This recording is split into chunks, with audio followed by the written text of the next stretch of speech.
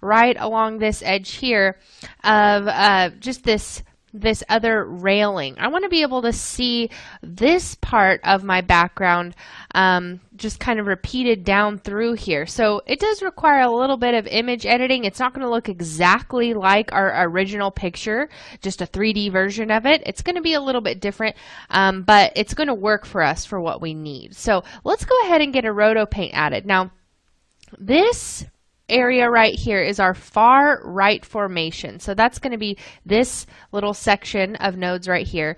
And we'll want to add our Rotopaint node just kind of right here before our Roto node, because we don't want to really cut out things that we're needing. So let's just go ahead and hit the tab key and we'll type in Rotopaint.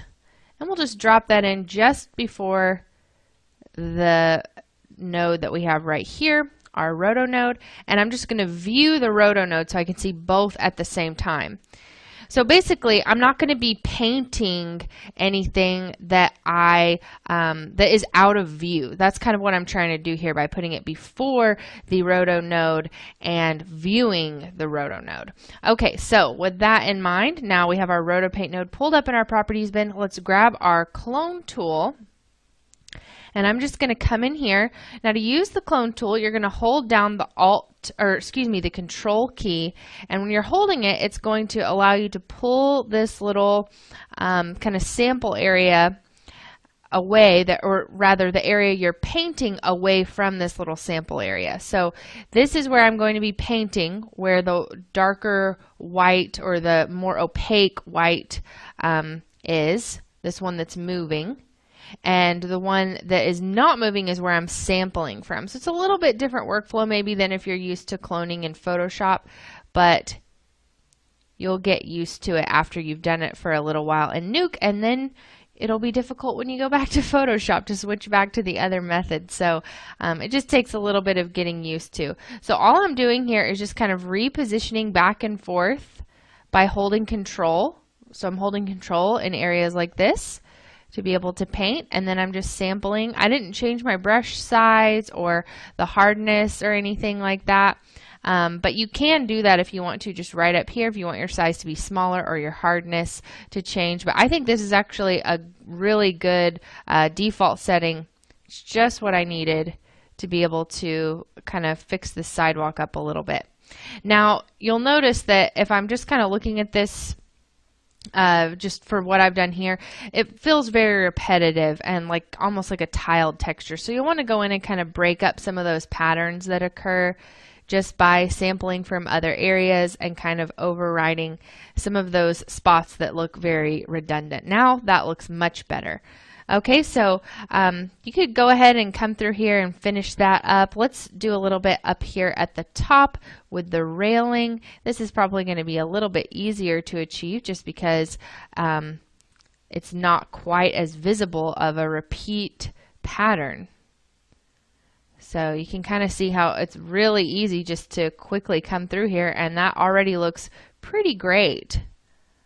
You'll want to switch up your sample area, just kind of moving that every once in a while, but it's not something that is very difficult in a situation like this where you've got a lot of textures kind of all together.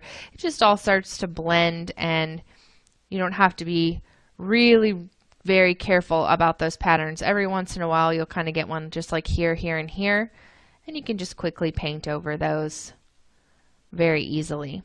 Okay, so you can kind of see how that is working.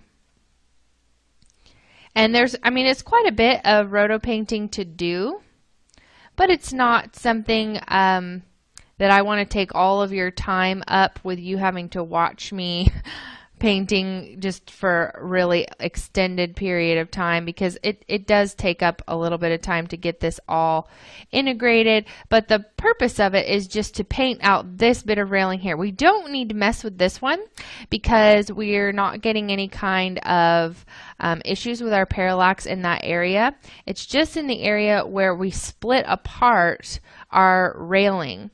So you can kind of see how even if I paint outside the edge of that rotoscope, it's still being cut away just because of where I'm viewing this.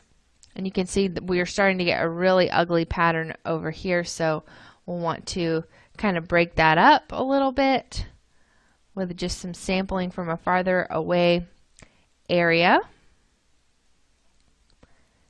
And again, you just are wanting to hold control down as you do this to be able to move that sample area quickly. So I just kind of have my finger hovering over control so that I can really quickly and easily adjust that sample area.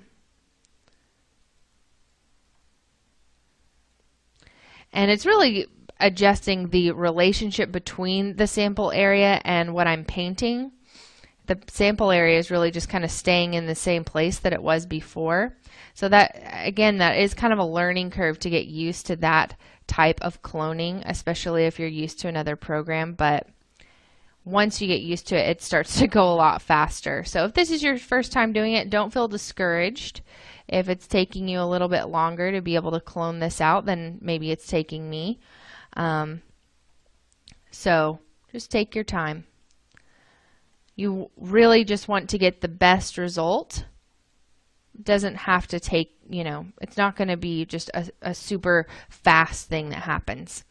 Okay, so we're just kind of looking through here, and I accidentally scrolled forward a little bit in my timeline, and you'll see kind of an interesting thing happened. Don't panic. We didn't lose any of our roto painting. If I go back to the first frame, you'll see, oh, there it is again. So what's going on? Why can't we see it in these, further frames? We only are seeing it on that first frame 0. And so what's happening here is that whenever you use the Rotopaint node, the life of your Rotopaints defaults to 0. So what we need to do is shift select all of these clones we have over here in our Rotopaint node, come to the lifetime tab, and change the lifetime type from single frame to all frames. And now, no matter where I scrub in my timeline, I'm still going to be able to see those Rotopaint clones and the way that I want them to be there. So in between lessons, I'll finish up cloning this out. And if there's any other spots that needs to happen in, maybe with some of our other nodes. So for instance, let's take a look here at the end. Kind of things going on in this area right here, but for the far background, so the background right, we'll go ahead and let's view that. I'm just gonna hit the 1 key. You can see how that contains part of that foreground image. So I'll go in and clone that out. We'll add a Rotopaint there as well. And if I recall, this little piece right here, I'm just gonna get rid of my Rotopaint node there for a second so I can rotate more easily. This little piece right here, that needs some Rotopaint work on it because we can see this part from above showing up down here. So we'll want to clone this area over this piece. So just a few little cleanup things like that. You can see this is already looking much better as far as the parallax goes. I could still see a little bit of the fence through there, but it looks much better if we're rotating and we just see the cliff and the sidewalk behind that. So this area right here, that looks good to go. So definitely go in and maybe just a few little adjustments here and there with some Rotopaint nodes. We'll come back in the next lesson and I'm going to talk about the Geodisplace node, which is really fun and it's going to add a lot of light to this 3D composite we have here. So